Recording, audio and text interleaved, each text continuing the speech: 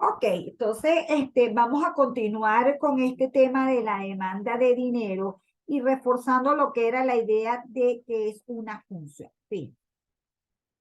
Esta demanda de dinero tiene dos variables que la impactan, dos variables que la determinan. Una es la tasa de interés y otra es el ingreso. En el caso de la tasa de interés, ¿verdad? La demanda de dinero tiene una relación negativa o inversa con la tasa de interés. ¿Por qué? Bueno, porque en la medida que la tasa de interés es baja, las personas no les es costoso tener dinero, ¿ok? Y tienen, como les digo, cuando la tasa de interés es baja, no es atractivo el mercado de bonos y acciones porque si la tasa de interés aquí es baja, en el mercado de bonos los precios están altos y ellos están aquí tranquilitos en este mercado. Y obviamente usted puede tener su dinero allí para hacer las transacciones o para atesorarlo y no hay un mayor costo de oportunidad por tener el dinero ahí.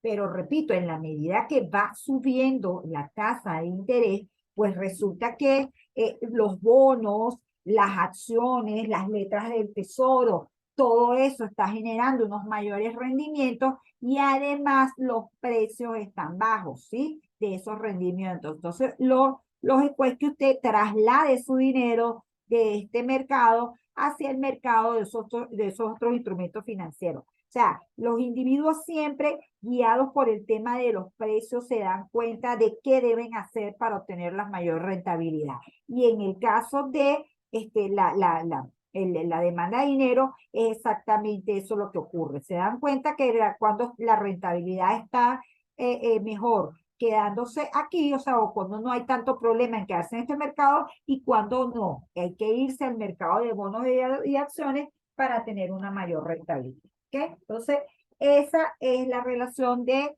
la demanda de dinero y la tasa de interés.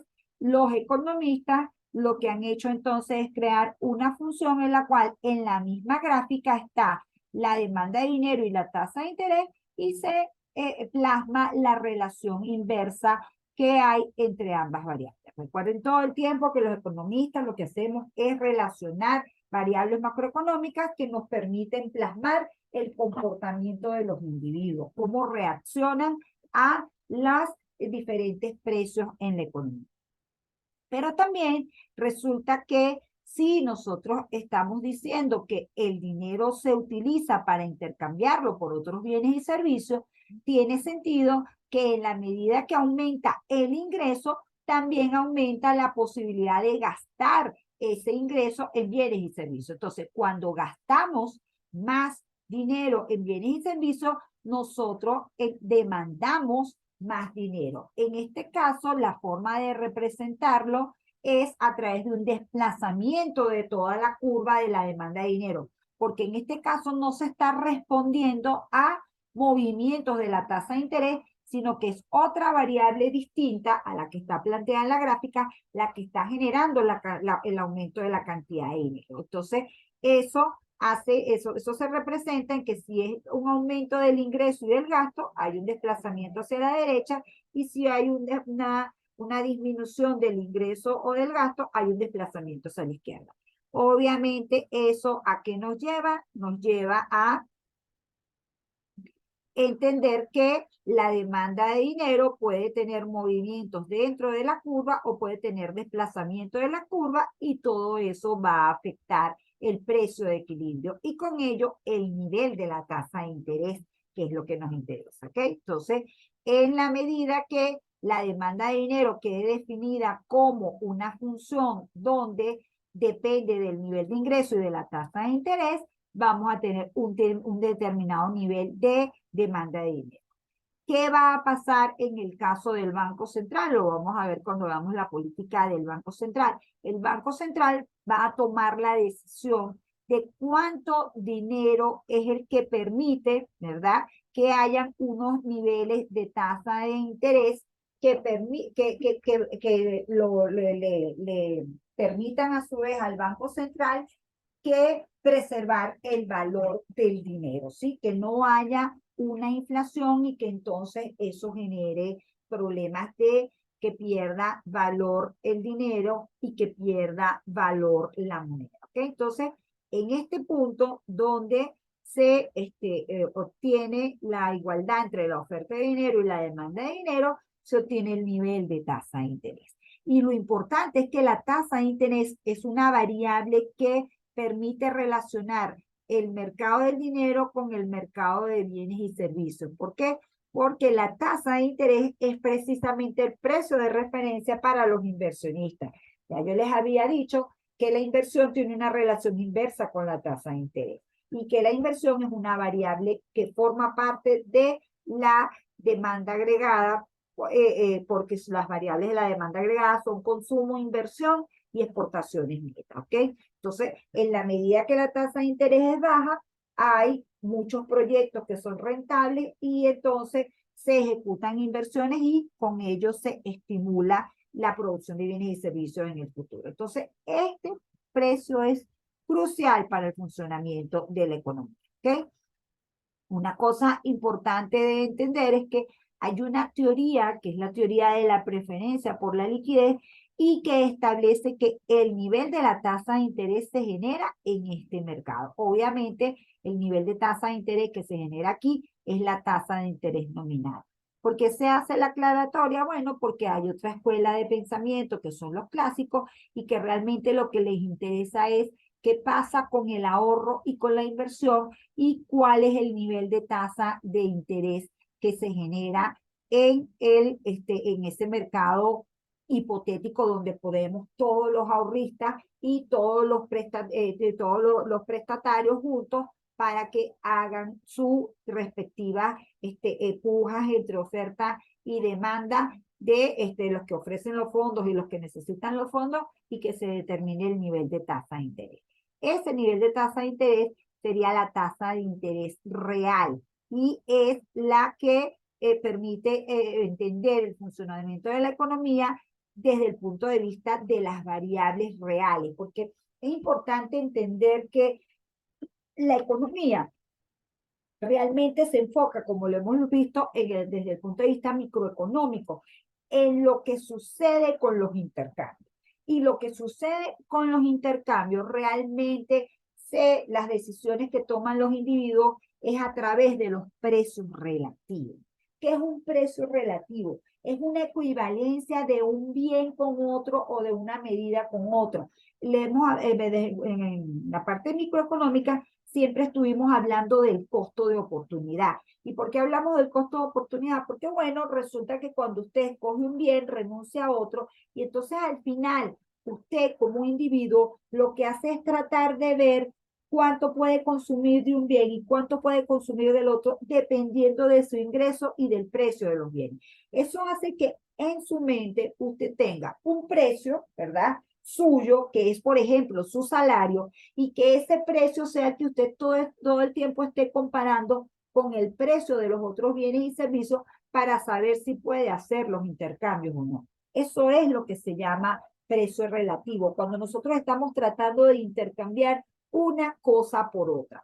Pero resulta que existe una variable que se llama dinero, existe una mercancía que se llama dinero, y esa termina haciendo que el intercambio sea indirecto en vez de directo. ¿Por qué? Porque facilita las transacciones. Eso hace que se creen unas variables nominales y que esas variables nominales estén influenciadas por el comportamiento de los precios. Entonces, lo que es importante entender a nivel macroeconómico, que el nivel general de precios es una variable monetaria, ¿sí? No es la suma de todos los precios de la economía, de los bienes y servicios de la economía. No, en esencia, desde el punto de vista macroeconómico, es una variable que es determinada porque existen ese dinero para intercambiarlo por otros bienes y servicios. Si realmente nosotros pudiéramos hacer los intercambios directos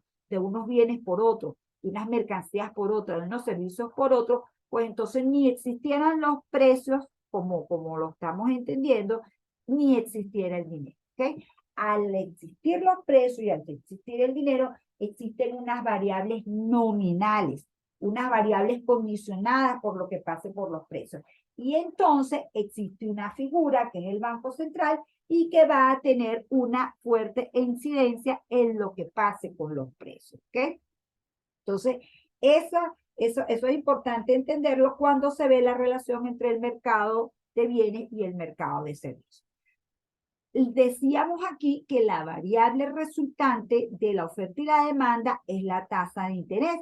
Entonces, bueno, según el profesor Mankey, ¿verdad? La tasa de interés se encuentra entre las variables macroeconómicas más importantes, ya que son los precios que relacionan el presente con el futuro. O sea, recuérdense que al final la tasa de interés es la decisión que tienen las personas de, en vez de consumir bienes y servicios, ahorrar el dinero y tener ese dinero ahorrado para tener una rentabilidad, siempre pensando que este dinero que tenemos atesorado hoy nos va a permitir comprar bienes y servicios, pero en el futuro, ¿ok? Entonces, sigue estando relacionado el tema de nuestro dinero que atesoramos con las transacciones de bienes y servicios, pero no las queremos hacer en ese momento, sino que queremos tener ese dinero atesorado para posibles transacciones que hagamos en el futuro. Por eso es que este es un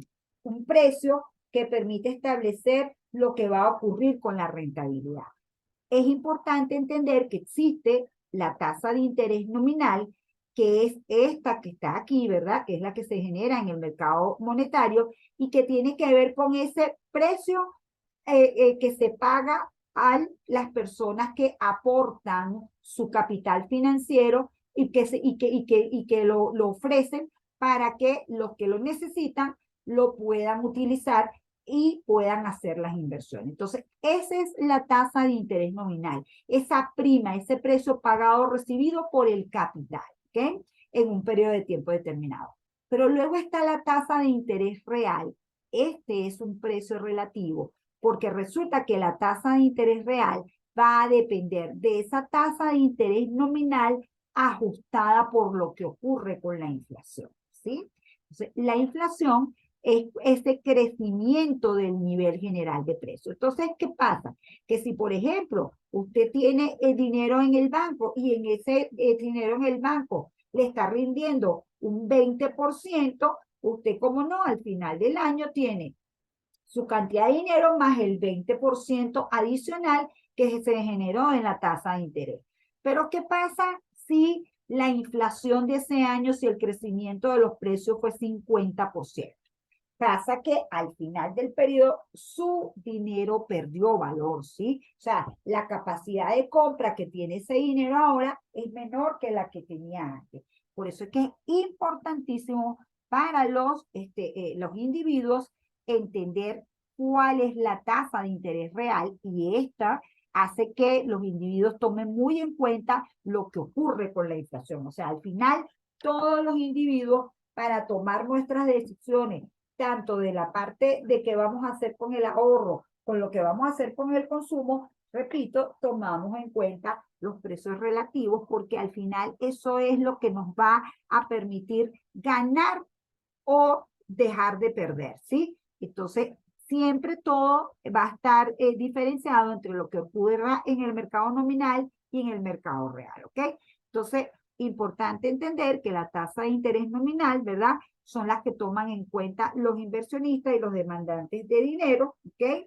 Pero la tasa, al final la rentabilidad tiene que ver con lo que ocurra también con la inflación, ¿ok? Entonces, la tasa nominal se va a mover con lo que pase con la tasa de inflación y lo que pase con la tasa real. Va a tener, o sea, al final la tasa de interés nominal a su vez siempre se va a ver impactada por lo que ocurra con el precio con el nivel general de precios. Por eso es que al final siempre que se habla de mercado de dinero, se habla de precios y se habla de inflación. O sea, son tres componentes que están muy relacionados. ¿Okay? Entonces, ¿cómo se obtiene la tasa de interés? En el corto plazo la tasa de interés se obtiene en el mercado del dinero, ¿verdad? En el punto donde la oferta de dinero es igual a la demanda de dinero, ¿ok? En el mercado de fondos se logra el equilibrio con esa tasa de interés mediante la igualdad del ahorro y la inversión. El Banco Central mueve la cantidad de dinero de acuerdo a su objetivo de tasa de interés. Puede ocurrir que en algunos países o en un momento dado el Banco Central fije directamente la tasa de interés, pero no es lo usual, repito. Lo usual es, por ejemplo, cuando la Reserva Federal dice que va a aumentar la tasa de interés en 0.25 o 0.50 puntos básicos, no es que directamente eso está ocurriendo de manera que sube la tasa de interés, no, es que la Reserva Federal va a intervenir en el mercado monetario a través de sus instrumentos financieros para lograr que haya esa tasa de interés, es decir, va a mover su instrumento, va a adquirir activos financieros y va a lograr con eso un aumento de la tasa de interés, ¿ok? Lo va a hacer de manera indirecta, como les decía. Entonces, bueno, finalmente, ¿con qué me interesa cerrar? Me interesa cerrar con la estrecha relación que existe entre el mercado de bienes y servicios y el mercado de dinero, y la teoría que recoge esa relación es la teoría cuantitativa del dinero. ¿Qué nos dice la teoría cuantitativa del dinero? Que tiene que haber un equilibrio en el mercado de dinero y en el mercado de bienes y servicios. ¿Cuáles son las variables que tomamos en cuenta en cada uno de los mercados? En el mercado del dinero está la cantidad de dinero, que es de la que venimos hablando, ¿verdad? Lo que hemos llamado liquidez monetaria, pero es importante entender que el dinero rota, ¿verdad? De manos, y que eso permite que al final haya un coeficiente que tiene que ver con la cantidad de dinero y la velocidad del dinero. Déjenme explicar este componente para volver ahí. Del lado de los bienes y servicios, lo hemos visto, está el nivel general de precios y está el PIB real o el ingreso real, y por supuesto la multiplicación del precio por la cantidad nos da el PIB nominal. Es decir, este es el PIB real, este es el nivel general de precios y la multiplicación del precio por cantidad nos da el PIB nominal. ¿Qué ha pasado en la economía para que se puedan adquirir estos bienes y servicios? Bueno, hay una cantidad de dinero, ¿verdad?, que ha creado el Banco Central, y esa cantidad de dinero ha tenido que rotar varias veces para poder cubrir todas estas transacciones que hay aquí. O sea, típicamente lo que decimos es que la velocidad de dinero es el número de veces que es gastada una unidad monetaria. ¿Qué se refiere a eso? A que, por ejemplo, es fácil verlo con una variable física más como un billete. Si usted tiene un billete de 20 bolívares y con ese billete de 20 bolívares usted se compra un café, el que recibe ese billete de 20 bolívares le paga, por ejemplo, a la señora que le trajo las empanadas que vende en su negocio. Esa señora que recibe ese billete de 20 bolívares llega a su casa y le paga a la muchacha que le ayudó a hacer las empanadas. Sí, o sea, es esa idea de que el dinero va rotando dentro de la economía. Ojo, esto no es el multiplicador monetario. El multiplicador monetario es las veces que rota el dinero o que crece el dinero dentro del sistema financiero. Esta velocidad de dinero que está aquí es las veces que se mueve el dinero en la economía para poder cubrir todas las transacciones que se hacen en un periodo de tiempo determinado. Recuérdense que dijimos que el PIB era la producción de bienes y servicios en el territorio nacional en un periodo de tiempo determinado. Que esas mercancías son valoradas a los precios del año en que son producidas y que eso genera el PIB corriente. Lo que estamos diciendo de nuevo ahora es que para poder realizar esas transacciones ha existido una mercancía que se llama dinero, ¿verdad? Que se ha circulado varias veces en el circuito económico y que entonces ha permitido adquirir esos bienes y servicios. De manera que estamos hablando de que hay una producción que hacen las empresas, ¿sí?, que hay una cantidad de dinero que controla el Banco Central, y para poder establecer la teoría cuantitativa del dinero, asumimos que la velocidad del dinero es constante, es decir, que el dinero circula 3 veces en la economía, esta cantidad de dinero se multiplica por 3 y es toda la cantidad de dinero que equivale a la producción de bienes y servicios. Bueno, eso se mantiene en el periodo siguiente y en el periodo siguiente. Eso nos permite entender entonces que los precios van a depender de lo que ocurra con la cantidad de dinero y lo que ocurra con la producción de bienes y servicios. Al final de cuentas, la producción de bienes y servicios también es una variable que viene dada dentro de esta ecuación, de manera tal que la influencia de la cantidad de dinero con lo que pase con los precios es directa y es lo que hace que el Banco Central es el que tenga la responsabilidad directa en la generación de los precios. Repito, veámoslo así. El ingreso es la producción de bienes y servicios. Los precios son una variable que existe porque se intercambia el dinero por otros bienes y servicios, de manera que la existencia del dinero condiciona que exista el PIB nominal, ¿sí? Si yo divido el PIB nominal entre el PIB real, obtengo el nivel general de precio, ¿ok? Entonces, este nivel general de precio no es más que una variable que se origina porque existe la posibilidad de hacer intercambios indirectos de dinero por bienes y servicios. Otra cosa que sucede, ¿verdad? Es que la cantidad de dinero puede variar. La producción de bienes y servicios puede variar de un periodo a otro y los precios pueden variar de un periodo a otro. Quiere decir que si yo estoy en este año, ¿verdad? Y yo comparo qué pasó con la producción de bienes y servicios con respecto al año anterior, puedo decir si hubo crecimiento económico. Sí, en este año no solamente hubo un nivel de producción de bienes y servicios, sino que además ese nivel de bienes y servicios es mayor que el del año anterior. Eso es lo que estoy haciendo aquí cuando lo veo en términos de crecimiento. También puedo ver qué pasó con los precios. Si hay una variación en los precios, si hay una variación positiva, pues entonces en esa economía hubo inflación, ¿ok? Del lado del mercado monetario, he establecido el principio de que la velocidad del dinero es constante, ¿ok? Quiere decir que la variación es cero, porque he dicho si la velocidad del dinero era 3, ahora también es 3, pues establezco que la velocidad del dinero rota de una manera constante y aquí, cuando veo la variación de la cantidad de dinero, esto es efectivamente lo que hace el Banco Central con la política monetaria. El Banco Central con la política monetaria aumenta o disminuye la cantidad de dinero.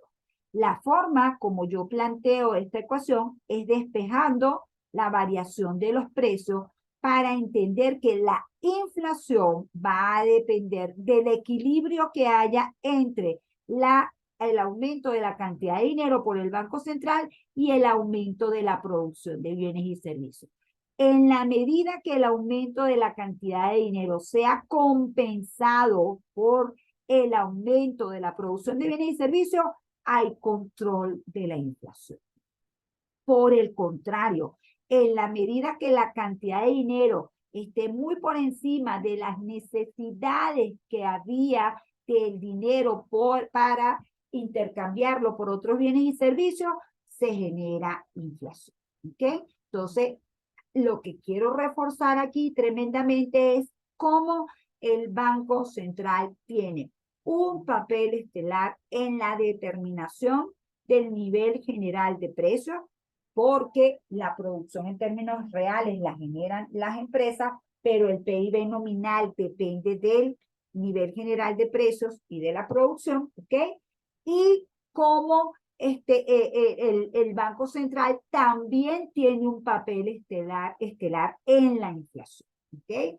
La inflación como esta variable que va a formar parte de las decisiones de los agentes económicos. Si esta variable no está controlada, los agentes económicos van a tener distorsionadas sus decisiones de van a estarse anticipando al tema de la rentabilidad, van a estar anticipándose al tema entonces de que yo tengo que subir mi precio porque si mi precio, en este caso por ejemplo mi salario, está por debajo de la inflación, yo perdí, perdí capacidad para satisfacer mis necesidades. Yo salí perdiendo, no logré mi objetivo de maximizar mi utilidad.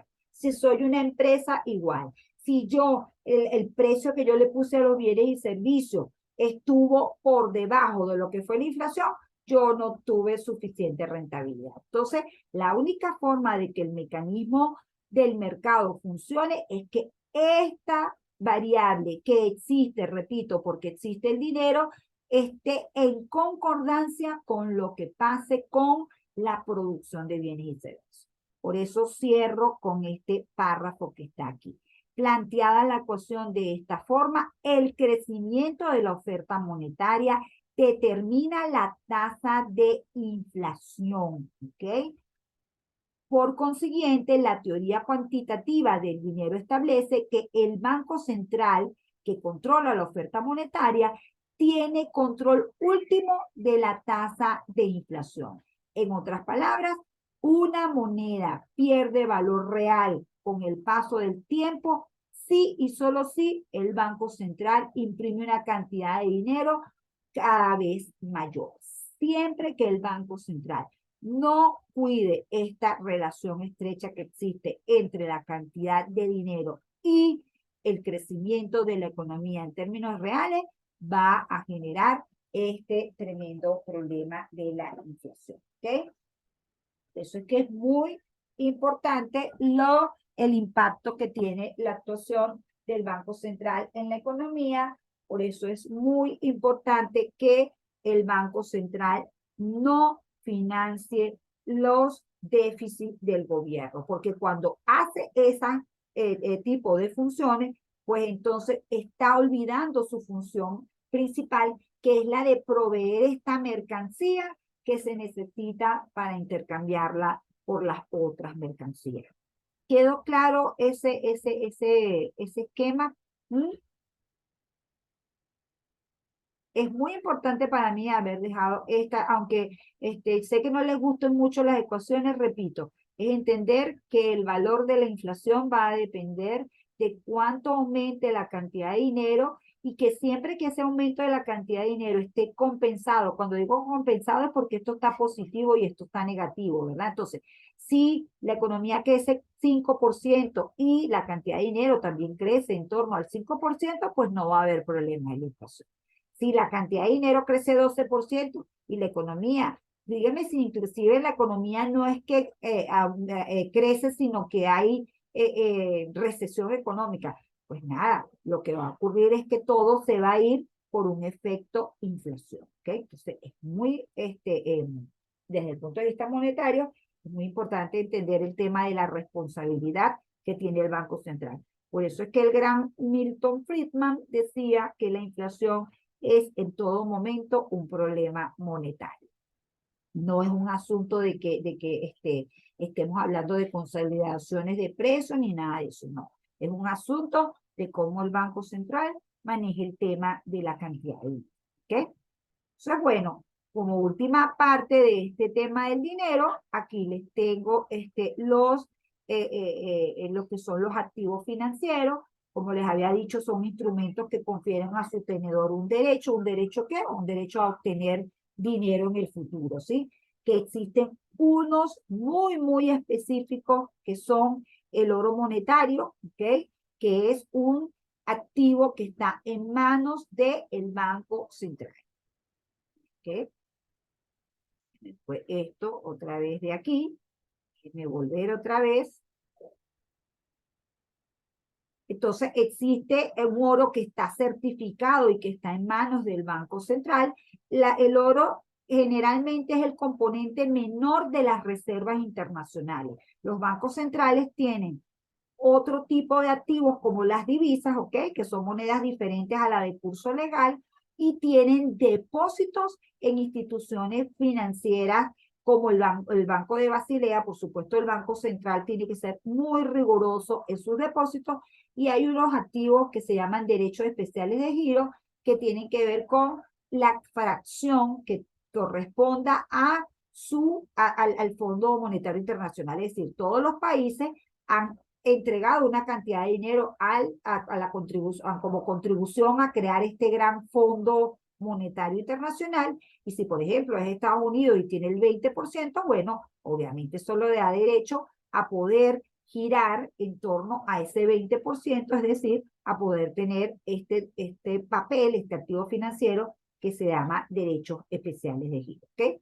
El resto de los activos financieros, los habíamos dicho, están los depósitos, que obviamente los privados también tienen depósitos, que son las cuentas bancarias contra las cuales los depositantes pueden girar.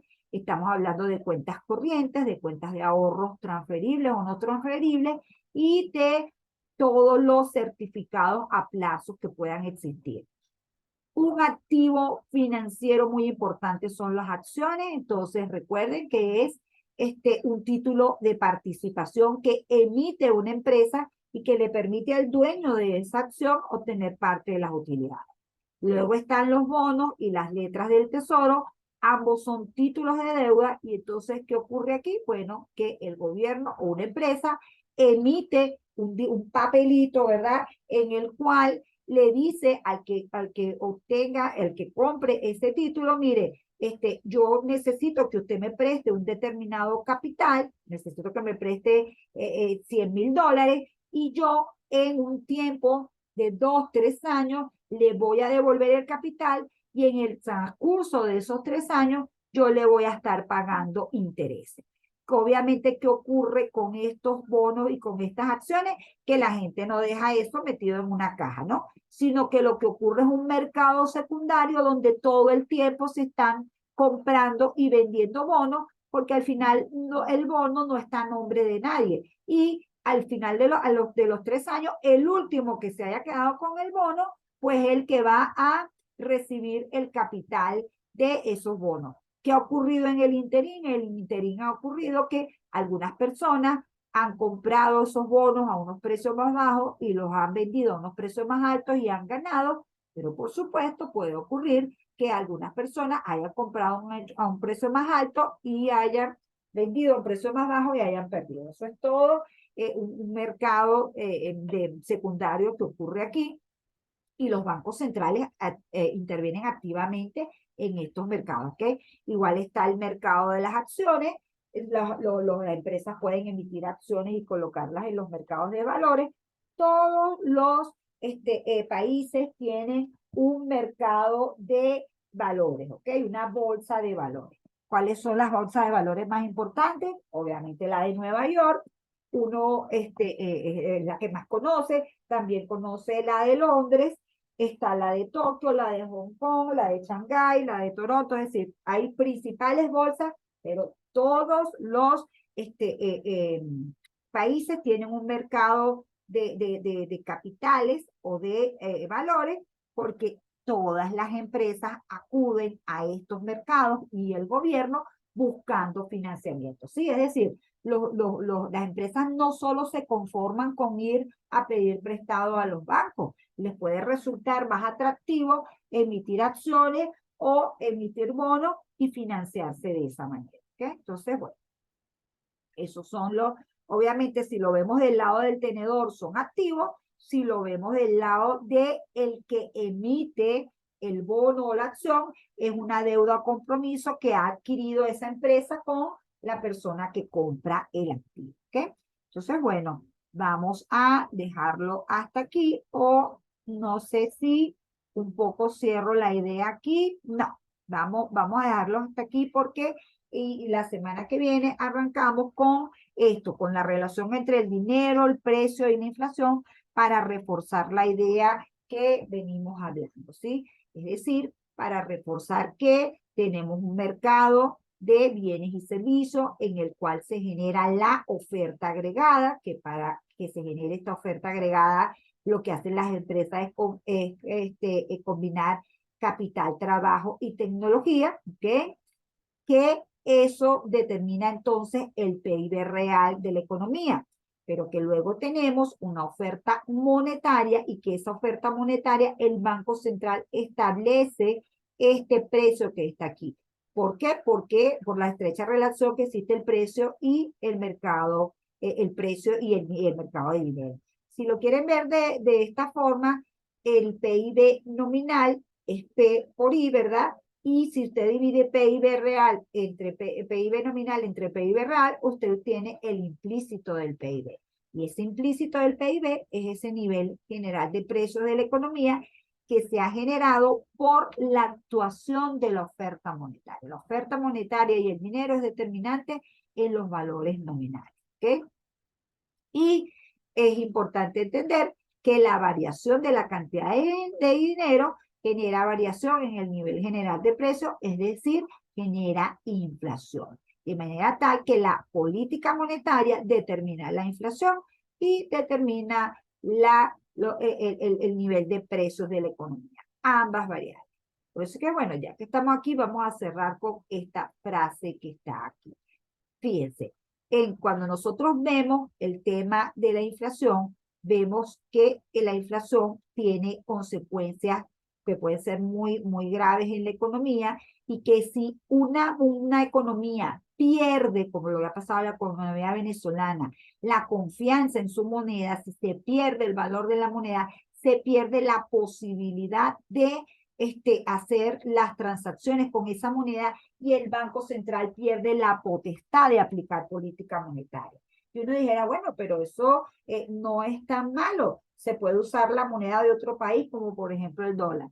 Claro, está la ventaja de que si usted usa la moneda de otro país, no van a haber esos desórdenes monetarios, no va a haber esa inflación, pero tampoco va a haber la posibilidad de que el Banco Central pueda manipular la tasa de interés y pueda ayudar a la economía cuando esté pasando por un proceso de recesión o pueda ayudar a la economía a dinamizarse y a que haya crecimiento económico. Es decir, que un país no cuente con una moneda, le corta las alas para aplicar política económica que ayude al crecimiento económico. ¿Qué tendría que pasar?